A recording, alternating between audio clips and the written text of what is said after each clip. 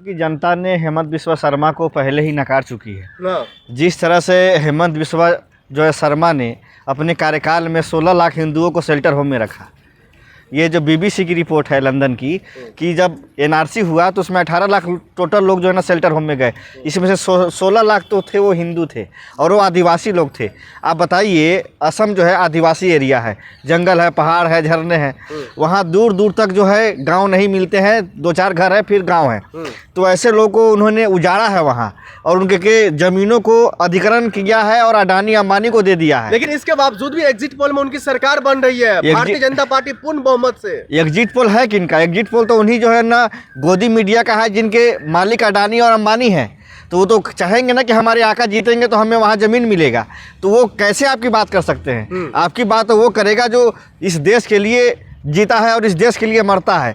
जो डायरेक्ट जो है देश को बेच रहा है एक आदमी और एक आदमी देश को जो है खरीद रहा है, तो उसको तो जो है ना प्रॉफिट चाहिए। तो ऐसे आदमी जो है आपको सच्चाई नहीं बताएगा। मैं आपको बताना चाहता हूँ कि 1947 में देश आज़ाद हुआ। उसके बाद आज तक, आज़ादी के बाद इतना घटिया मीडिया हमने नहीं देखा। ये इतिहास में लिखा जाएगा कि हिंदुस्तान में 2014 से लेके 2026 तक एक ऐसा लोकतंत्र था जिसमें मीडिया जो थी वो सरकार के तलवे चाटती थी और सरकार की जी हुजूरी करती थी। वो कभी गरीब जनता के मुद्दों को नहीं दिखाया कि कैसे गरीब आदमी 2 वक्त की रोटी कमा रहा है, कैसे जो है ना गरीब आदमी दिल्ली में आ रहा है रोजी जो है ना रोजगार के लिए, और दिल्ली पुलिस जो है ना कहती है कि तुम कहाँ के रहने वाले हो। दिल्ली पुलिस पूछती है कहाँ के रहने वाले हो, वो कहता है कि मैं बिहार का हूँ और सीधा जो है ना पिस्टल निकालती है और गोली मार देती है। नरेंद्र मोदी जी बिहार गए थे, उन्होंने गाना गाया था, टुनटुन यादव सिंगर है, उन्होंने गीत गाया था कि मारम शिक्षर के 6 गोली छाती मेरे, ये होला पाँव रही जाति मेरे। मतलब एक सिंगर का गीत है, वो अपना गाता है हर आदमी। जैसे जो है पवन सिंह है, उन्होंने गीत गाया था कि सबसे ज़्यादा होला जो है बबुआन के पावर। तो हर सिंगर अपने अपने जातियों का गाता है, लेकिन नरेंद्र मोदी ने जाति में खासकर यादव को टारगेट करके ये कहा था कि शिक्षर के 6 गोली छाती मेरे। आज दिल्ली के अंदर शिक्षर के 6 गोली छाती में उतार दिया गया है बिहार वालों को। आप बताइए, नरेंद्र मोदी जी के घर से मुश्किल से 10 किलोमीटर के दूरी पे वो जो है ना घटना हुआ है नजफगढ़ में। आप मोदी जी चुप क्यों बैठे हैं? क्यों नहीं जो है ना हमारे देश के जो लोग हैं, जो दिल्ली राजधानी में है, यहाँ बंगाल से भी लोग रहेगा, असम से भी रहेगा, कलकत्ता से भी रहेगा, साउथ से भी रहेगा।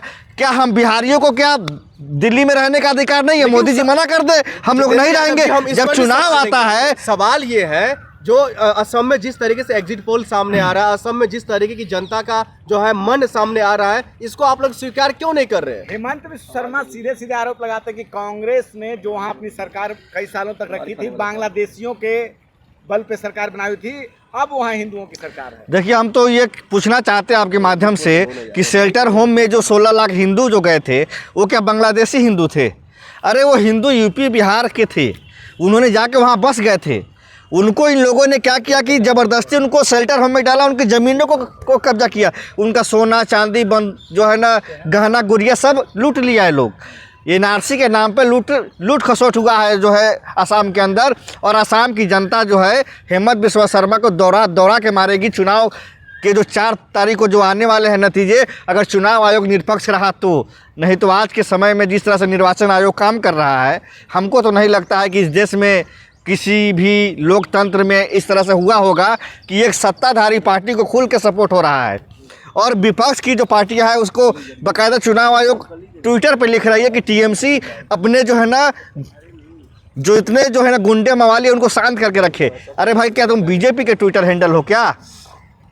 चुनाव आयोग का काम होता है कि भाजपा, कांग्रेस, टीएमसी कोई नहीं है, वो निष्पक्ष है। लेकिन खासकर टीएमसी को टारगेट किया गया बंगाल में, असम में जो है ना कांग्रेस को टारगेट किया जा रहा है। तो इसका मतलब है कि चुनाव आयोग निष्पक्ष नहीं है। जैसे नेपाल में हुआ है, जैसे बांग्लादेश में हुआ है, जैसे श्रीलंका में हुआ है, वही हाल इस देश में होने वाला है। क्योंकि विपक्ष को जब आप सुनेंगे नहीं, सुप्रीम कोर्ट में जो बैठे जज मनुवादी हैं वो आपके इशारे पर जजमेंट करेंगे तो न्याय मिलेगा नहीं। मुख्य निर्वाचन आयोग जो है उनके इशारे पे काम करेगा तो आखिर में जनता रोड पे आएगी और तख्ता पलट होगा। प्रधानमंत्री को भागने का जगह नहीं मिलेगा, कहाँ भागे? गुजरात के भी लोग उनको जो है उन्होंने रगेदने में लगे हुए हैं। इस बार ये भी बताया जा रहा है कि महिलाएं जो हैं, जो महिला आरक्षण बिल रुका उसके कारण महिलाओं ने बढ़ चढ़कर भाजपा के लिए वोट किया है। कहीं नहीं। हम पूछना चाहते हैं कि माननीय प्रधानमंत्री जी ये बताएं कि उन्होंने अपनी पत्नी को कभी अधिकार दिया? जिसके मांग में सिंदूर डाला जाता है उसकी लाज रखी उन्होंने? हिंदू धर्म में कहा जाता है कि अगर किसी व्यक्ति ने किसी महिला के मांग में सिंदूर रख दी तो 7 जन्मों का रिश्ता होता है। मोदी जी जो है ना पहले जन्म में रिश्ता नहीं जो है ना कर पाए पूरा, तो ये महिलाओं के सम्मान की बात करेंगे। इनकी मंत्री रही स्मृति ईरानी, दूसरे को जो है ना पति को अपना पति बना लिया और अपने दोस्त को जो धोखा दे दी, ये लोग महिला अधिकार की बात करेंगे। जिनकी सरकार में मणिपुर में महिलाओं को नंगा करके जो है ना घुमाया गया, ये लोग महिला अधिकार की बात करेंगे। जिनके सरकार में हाथरस में दलित बेटी को जिंदा जला दिया गया, मिट्टी तेल पेट्रोल डाल करके उसको जो है ना उसका बलात्कार हुआ, उसको न्याय नहीं मिला आज तक, ये लोग महिला अधिकार की बात करेंगे। मेरठ के अंदर जो है ना दिन दहाड़े अजय बिष्ट हैं, मुख्यमंत्री योगी आदित्यनाथ के जातीय विशेष के लोग घर में घुस के जो है ना दलित की बेटी को अगवा करके ले जाते हैं, उनकी मां की हत्या करते हैं, ये लोग महिला अधिकार की बात करेंगे। बिहार में जो मुजफ्फरपुर में 12 साल की बच्ची का बलात्कार होता है और कहते हैं कि मंगल पांडे जो है ना स्वास्थ्य मंत्री थे भाजपा के, वो बेचारी बिना इलाज के मर गए, ये लोग जो है ना महिला अधिकार की बात करेंगे। नीट की जो थी अभी जो है ना छात्रा जिसका रेप हुआ और उसकी मौत हो गई जो पटना में, आज तक उसको न्याय नहीं दिला पाए हैं, ये लोग महिला अधिकार की बात करेंगे। अरे किनसे आप उम्मीद करते हैं महिला अधिकार की? इनको सिर्फ महिलाओं को आईना दिखा करके के जैसे कि इन्होंने कहा था कि सालाना 2 करोड़ रोजगार देंगे, 15 लाख रुपए देंगे, अच्छे दिन आएंगे, महंगाई कम करेंगे, डॉलर जो है गिरेगा, रुपया बढ़ेगा, यही सब झूठ मूठ बोल करके लोग वोट देते हैं।